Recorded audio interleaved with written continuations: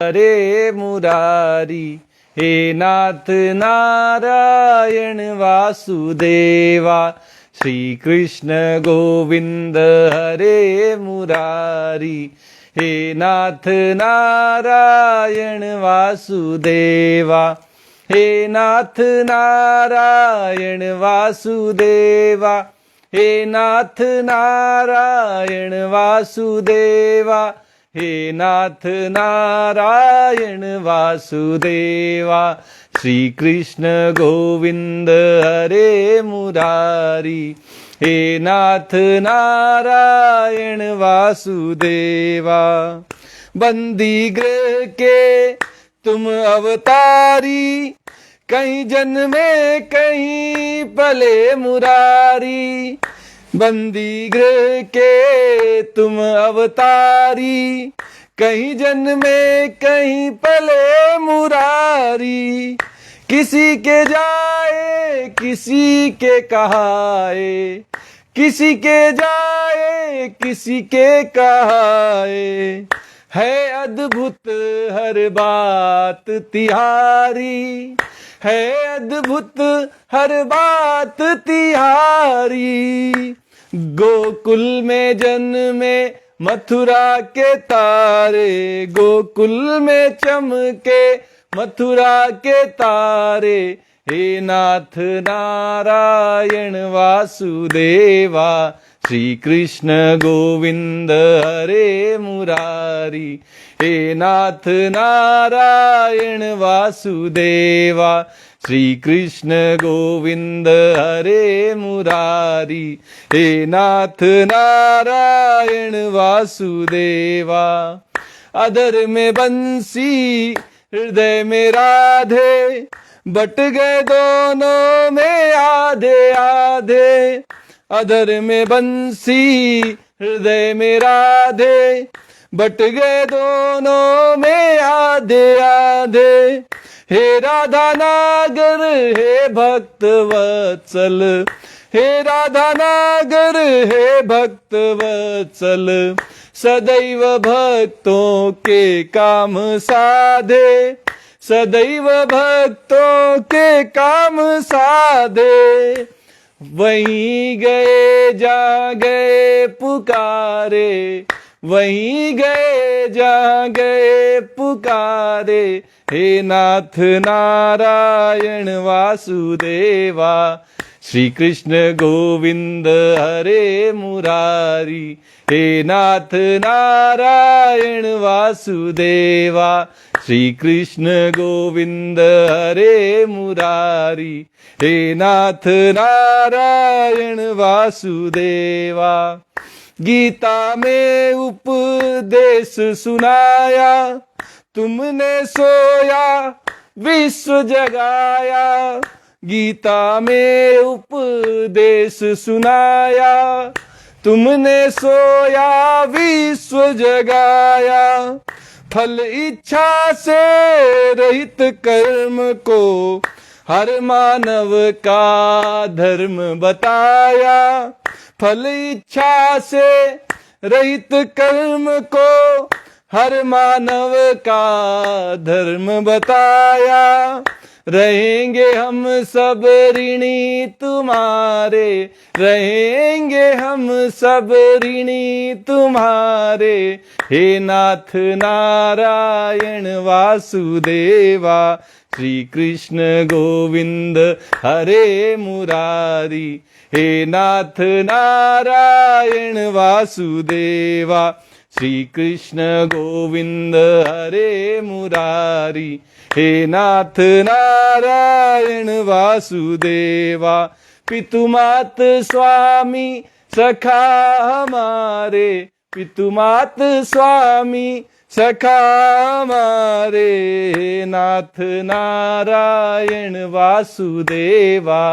श्री कृष्ण गोविंद हरे मुरारी, हे नाथ नारायण वासुदेवा।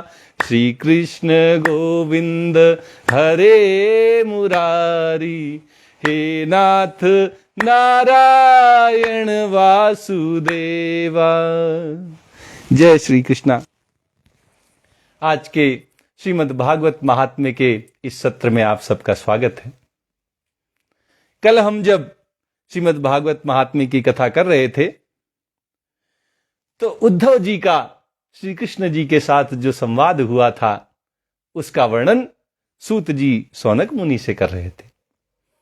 सूत जी महाराज सौनक ऋषि से कह रहे थे कि जब भगवान श्री कृष्ण इस पृथ्वी लोक को छोड़कर अपने नित्य धाम गोलोक धाम वृंदावन में जाने लगे तो उनके मुखारविंद से उद्धव जी ने जब 11 स्कंद का ज्ञानोपदेश सुना तो वो श्री कृष्ण भगवान से कहने लगे, कहते हैं कि गोविंद आप जा तो रहे हैं लेकिन मेरे मन में एक बड़ी चिंता है, आप मेरी चिंता को शांत कर दीजिए प्रभु। अब ये समझिए कि कलयुग तो आ ही गया, आपके चले जाने से ये गोरूपिणी पृथ्वी मैया किसकी शरण में जाएंगी? आपके अतिरिक्त तो मुझे कोई दूसरा दिखाई नहीं देता जो इस पृथ्वी को शरण दे सके, इसकी रक्षा कर सके।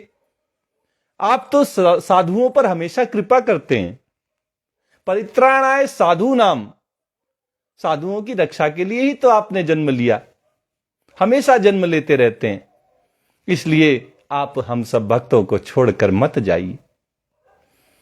जब श्री कृष्ण भगवान ने उद्धव के ये वचन सुने तो उन्होंने सोचा कि मुझे कुछ तो व्यवस्था अपने भक्तों के लिए करनी पड़ेगी, मैं ना रहूं तब भी मैं इनके साथ रहूं, ऐसा कुछ बंदोबस्त मुझे करना पड़ेगा। तो क्या बंदोबस्त श्री कृष्ण भगवान हम सब के लिए करके गए, ये सूत जी सौनक ऋषि को बताते हैं। स्वकीयम यद भवेत् तेजस्तच्च भागवते दधात तिरोधाय प्रविष्टोयम श्रीमद् भागवतार्णवम्। प्रभास क्षेत्र में उद्धव जी के ये वचन सुनकर भगवान सोचने लगे कि भक्तों के लिए मुझे क्या व्यवस्था करनी चाहिए। सूत जी इसके विषय में कहते हैं कि सौनक ऋषि तब भगवान ने अपनी सारी शक्ति श्रीमद् भागवत महापुराण में रख दी और वे अंतर ध्यान होकर इस भागवत समुद्र में प्रवेश कर गए। भागवत में ही भगवान समा गए। तेनेयम वांगमयी मूर्ति प्रत्यक्षा वर्तते हरेह सेवनात् श्रवणात् पाठात् दर्शनात् पापनाशिनी। और इसलिए ये जो भागवत है यह सेवन करने से, श्रवण करने से, पाठ करने से और दर्शन करने मात्र से ही मनुष्य के सारे पापों को नष्ट कर देती है। क्यों? क्योंकि ये भगवान की ही साक्षात शब्दमयी मूर्ति है।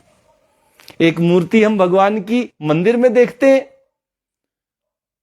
वो भगवान की पाषाण की मूर्ति हो सकती है, धातु की मूर्ति हो सकती है, मिट्टी की मूर्ति हो सकती है, लकड़ी की मूर्ति हो सकती है, लेकिन ये जो है ये तो भगवान की शब्दमयी मूर्ति है। ये भागवत की कथा भगवान की वांगमयी मूर्ति है। इसके सेवन से, श्रवण से, पाठ से, दर्शन मात्र से सब पाप मिट जाते हैं। ये सब पापों का नाश करने वाली है। सप्ताह श्रवणम तेन सर्वेभ्योपदिकम कृतम साधनानि तिरस्कृत्य कलौ धर्मोयमीरितः। इसका जो 7 दिनों वाला सप्ताह श्रवण है वो सबसे बढ़कर माना गया है।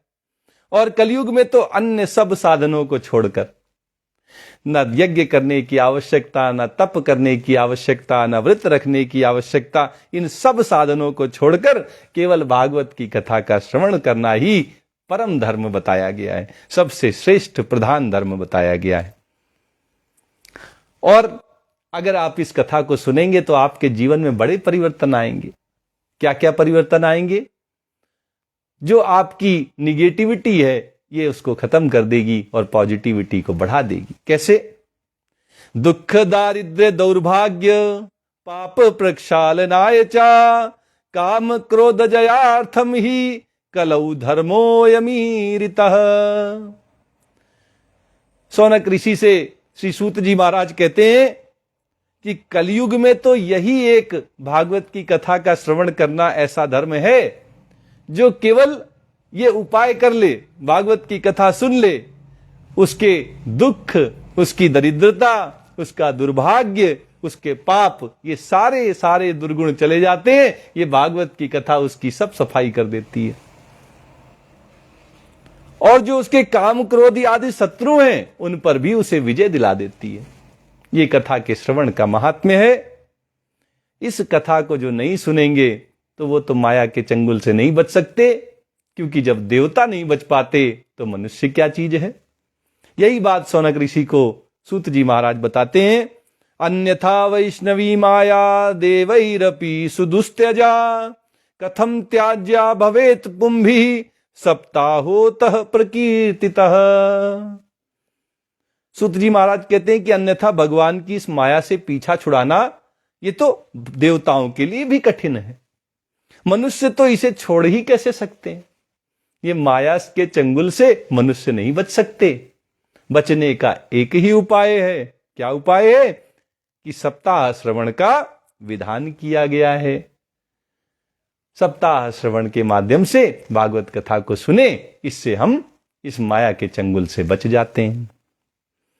सूत उवाच, सूत जी महाराज कहते हैं, एवं नगा श्रवणो रुदर में प्रकाश्यमाने ऋषिभिः सभायाम आश्चर्यमेकं समभूत तदानीं तदुच्यते संशृणु शौनक त्वम्। कहते हैं शौनक ऋषि जब सनकादि मुनीश्वर इस प्रकार सप्ताह श्रवण की महिमा का बखान कर रहे थे, उस सभा में एक बड़ा आश्चर्य हुआ। एक आश्चर्यजनक घटना उस सभा में घट गई।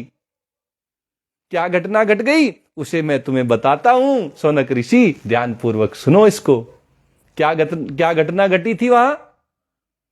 भक्ति सुतौ तौ तरुणो गृहीत्वा प्रेमैक रूपा सहसा विरासीत श्री कृष्ण गोविंद हरे मुरारे नाथेति नामानि मुहुर्वदन्ति।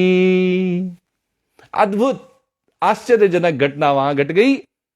वहां तरुणावस्था को, किशोरावस्था को, नव युवक नव युवती अवस्था को प्राप्त हुए, अपने दोनों पुत्रों को साथ लिए। ज्ञान और वैराग्य, जो बूढ़े थे, मरणासन्न थे, सांसें जैसे तैसे चल रही थी, वे सब तरुण हो गए, युवावस्था को प्राप्त हो गए और उनको साथ लेकर विशुद्ध प्रेम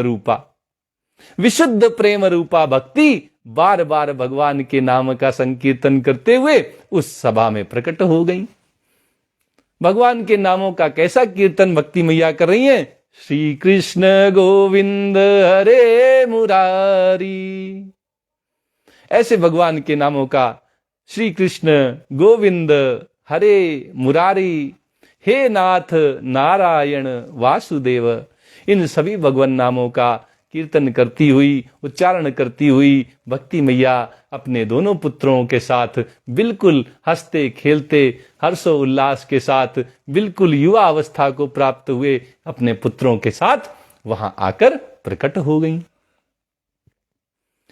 ताम चागताम भागवतार्थ भूषाम सुचारुवेशाम ददृशु सदस्याः कथम प्रविष्टा कथमागतेयम् मध्ये मुनीनामिति तर्कयन्तः। वहां जितने लोग उपस्थित थे उन सब ने देखा कि परम सुंदरी भक्ति रानी भागवत के अर्थों का आभूषण पहने हुए वहां आ पधारी हैं। भागवत के श्लोकों के अर्थ भगवती मैया, भक्ति मैया के आभूषण बने हुए हैं, ऐसा सभी लोगों ने वहां देखा। और क्या देखा? मुनियों की उस सभा में सभी ये तर्क वितर्क करने लगे। अब जब भक्ति मैया को साक्षात वहां देखा तो सब तर्क वितर्क करने लगे कि अरे ये भक्ति, ये ज्ञान, ये वैराग्य, ये सब यहां कैसे आ गए, ये कथा में कैसे प्रविष्ट हुई, ऊचुः कुमारा वचनं तदानीं कथार्थतो निष्पतिताधुनेयम् एवं गिरः सा ससुता निशम्य सनत कुमारम निजगाद नम्रा।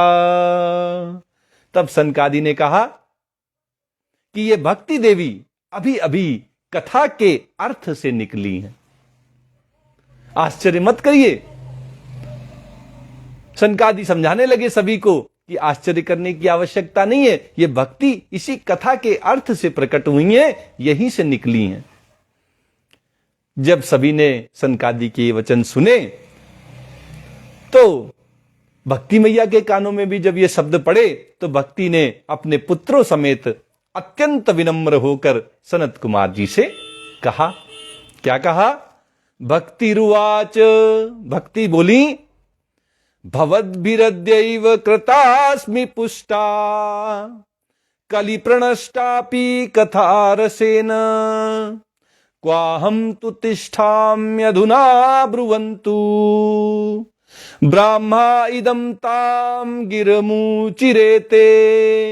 भक्ति मैया कहने लगी, हे सनकादि मुनियों, मैं कलयुग में नष्ट प्राय हो गई थी। आपने कथा के अमृत से सींचकर, कथा के अमृत से आपने मुझे सींचकर फिर से पुष्ट कर दिया, मेरे रोम रोम में ऊर्जा भर दी। अब आप ये बताइए कि मैं कहां रहूं? मैं प्रकट तो हो गई हूं। कथा के अमृत से जब आपने सींचा तो मैं तो लहलहा उठी, मैं तो तरुण अवस्था को मेरे पुत्रों सहित प्राप्त हो गई, लेकिन अब मैं कहां रहूं? यह सुनकर सनकादि ने उनसे कहा, भक्तेषु गोविंद स्वरूप कत्री प्रेमैक धत्री भवरोग हंत्री सात्वं च तिष्ठस्व सुधैर्य संश्रया निरंतरम वैष्णव मानसानी। सनकादि कहते हैं, हे भक्ति, तुम भक्तों को भगवान का स्वरूप प्रदान करने वाली हो। भक्ति के द्वारा ही भगवान के स्वरूप की प्राप्ति होती है। कोई भगवान तक पहुंच सकता है तो भक्ति के मार्ग से पहुंच सकता है। अनन्य प्रेम का संपादन करने वाली हो तुम, भगवान के प्रति अनन्य प्रेम उत्पन्न करने वाली हो और संसार रोग को निर्मूल करने वाली हो। इस संसार में ये जो जन्म मरण का चक्र है, इससे छुड़ाने वाली हो। संसार के साथ जो हम रच बस गए हैं, इससे हमको मुक्त करने वाली हो। सांसारिकता से हमें विरक्त करने वाली हो। अतः तुम धैर्य धारण करके नित्य निरंतर विष्णु भक्तों के हृदय में ही निवास करो। जो वैष्णव जन हैं, उनके हृदय में हे भक्ति तुम जाओ और रहो। ऐसा क्यों कहा सनकादि ने? क्यों वैष्णवों के हृदय में रहने के लिए उनको आज्ञा दी? क्यों? क्योंकि कलयुग का प्रभाव है, कहीं और जाओगी तो फंस जाओगी, और इसलिए अगर वैष्णव जनों के हृदय में रहोगी तो तुम हमेशा बची रहोगी। इसी बात को सनकादि कहते हैं, ततोपि दोषा कलिजा इमे त्वाम दृष्टुम न सक्ता प्रभवोपि लोके एवं तदाज्ञावसरेपि भक्तिर् तदा निषण्णा हरिदास चित्ते। ये कलयुग के दोष भले ही सारे संसार पर अपना प्रभाव डालें, किंतु जब तुम वैष्णव जनों के हृदय में विराजोगी तब इनकी दृष्टि भी तुम पर नहीं पड़ेगी। कलयुग के दोष तुमको नहीं देख पाएंगे, तुम्हारी दुर्दशा नहीं हो पाएगी। इस प्रकार जब भक्ति मैया को बात समझ में आ गई सनकादि ऋषियों की, तो उनकी आज्ञा पाते ही भक्ति तुरंत भगवत भक्तों के हृदय में जा विराजी। बोलिए भक्ति मैया की जय, सनकादि कुमारों की जय। तो भक्ति भगवत भक्त जो हैं उन सब के हृदय में रहने लगी, जाकर विराज गई। सकल भुवन मध्ये निर्धनास्तेऽपि धन्या निवसति हृदयेषां श्रीहरेर्भक्तिरेका हरिरपि निजलोकं सर्वथा तो विहाय प्रविशति हृदि तेषां भक्ति सूत्रोपनद्धा। भक्ति जिसके हृदय में आकर विराज जाए उसकी महिमा कौन गा सकता है? वो तो कृतकृत्य हो गया, धन धन धन्य हो गया। वो तो धन्य भाग उसके जिसके हृदय में भक्ति आ विराजी। क्यों? क्योंकि जिनके हृदय में एकमात्र श्री हरि की भक्ति निवास करती है, जिसके हृदय में केवल और केवल भक्ति के लिए स्थान है, केवल भक्ति में लगा रहता है, वे त्रिलोकी में अत्यंत निर्धन होने पर भी परम धन्य है। भले उसके पास रुपया पैसा ना हो, धन संपत्ति ना हो, वैभव ना हो, लेकिन फिर भी वो धन्य है। क्यों धन्य है? वो निर्धन होते हुए भी कैसे वो सबसे बड़ा धनवान हो जाता है जिसके हृदय में भक्ति मैया रहती है। सनकादि कहते हैं कि क्योंकि इस भक्ति की डोरी से बंधकर तो साक्षात भगवान भी अपना परम धाम छोड़कर उस भगवत भक्त के हृदय में आकर बस जाते। इसलिए वो धन्य है, इसलिए वो सबसे बड़ा धनवान है, क्योंकि भक्ति की डोरी से, भक्ति के सूत्र से बंधकर भगवान भी गोलोक धाम वृंदावन को छोड़कर उस भक्त के हृदय में आकर रहने लगते हैं। जहां भक्ति रहती है वहीं भगवान रहते हैं। भक्ति के बिना भगवान नहीं मिलते, और जिसके हृदय में भक्ति आ गई समझिए भगवान तो अपने आप चले आएंगे। क्योंकि जैसे पतंग धागे से बंधी होने के कारण जब हम धागा खींचते हैं तो पतंग हमारे पास आ जाती है, ऐसे ही जब हम भक्ति का धागा अपने भजन से, अपने कीर्तन से, अपने नाम जप से खींचते हैं तो भगवान उससे बंधे हुए हमारे हृदय में आ जाते हैं। बोले भक्तवत्सल भगवान की जय। अब सनकादि कहते हैं ब्रूमोद्यते किमधिकं महिमानमेवं ब्रह्मात्मकस्य भुवि भागवताभिधस्य यत संश्रयान्निगदिते लभते सुवक्ता श्रोतापि कृष्ण समता मलमन्य धर्मैः। सनकादि कहते हैं कि भूलोक में ये श्रीमद् भागवत साक्षात परब्रह्म का विग्रह है। जैसे हम भगवान की मूर्ति देखते हैं, कहते हैं ये भगवान का विग्रह है, ऐसे ही श्रीमद् भागवत जी जो हैं ये भी भगवान का ही विग्रह हैं, परब्रह्म का विग्रह है। हम इनकी महिमा कहां तक गाएं? इनकी महिमा अनंत है। हरि अनंत, हरि कथा अनंता, कहां ही सुनहि बहुविधि सब संता। ये भगवान की कथा होने के कारण अनंत है, इसका कहां तक वर्णन किया जाए, इसकी महिमा कहां तक गाई जाए। सनकादि कहते हैं कि इसका आश्रय लेकर, इसे सुनाने से, तो अगर भागवत का आश्रय ले लें, श्रीमद् भागवत का आश्रय लेते हुए कथा को सुनाएं, तो सुनने और सुनाने वाले दोनों को ही भगवान श्री कृष्ण की समता प्राप्त हो जाती, दोनों भगवान के समरूप हो जाते हैं। ये श्रीमद् भागवत का महात्म्य है और इससे ज्यादा क्या बताया जाए। अतः इस श्रीमद् भागवत की कथा को छोड़कर अन्य धर्मों का क्या प्रयोजन है। जब भगवान की समता श्रीमद् भागवत की कथा सुनने मात्र से प्राप्त हो जा रही है, तो जप तप और यज्ञ करने का क्या प्रयोजन है? कोई आवश्यकता नहीं। भागवत की कथा सुनते रहिए और आपका जीवन धन्य हो जाएगा। इति श्री पद्म पुराणे उत्तरखंडे श्रीमद् भागवत महात्म्ये भक्ति कष्ट निवर्तनम नाम तृतीयोध्यायः। इस तरह श्रीमद् भागवत महात्म्य जो पद्म पुराण के उत्तरखंड में बताया गया है, उसका भक्ति कष्ट निवर्तन नामक तीसरा अध्याय आज पूर्ण हुआ। आइए श्रीमद् भागवत जी की आरती करते हुए आज के इस सत्र को संपन्न करते हैं।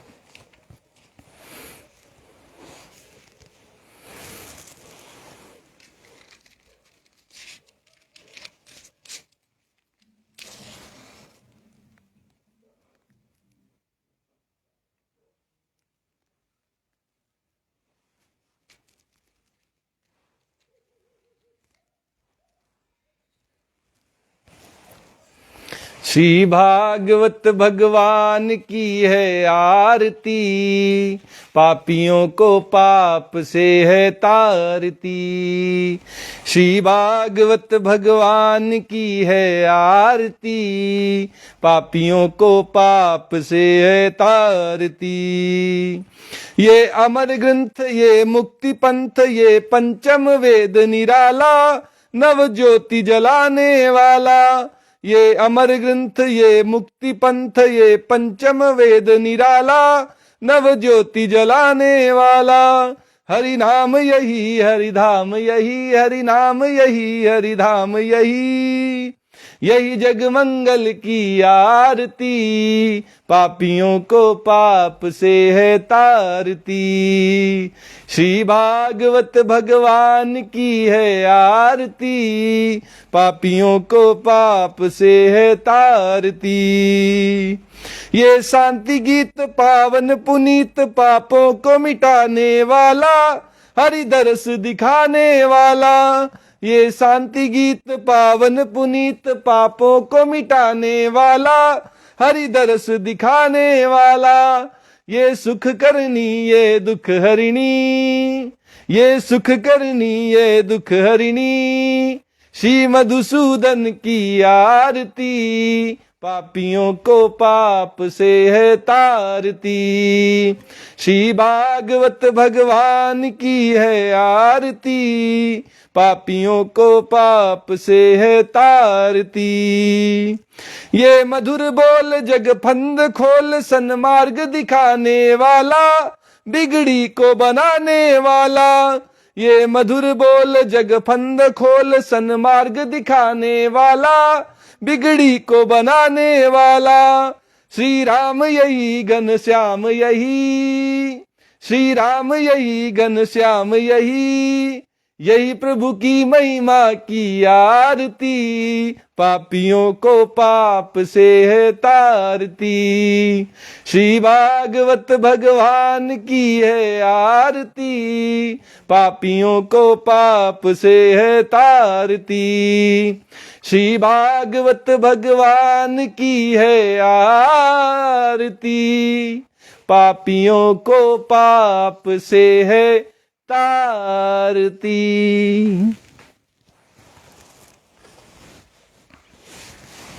जय श्री कृष्णा।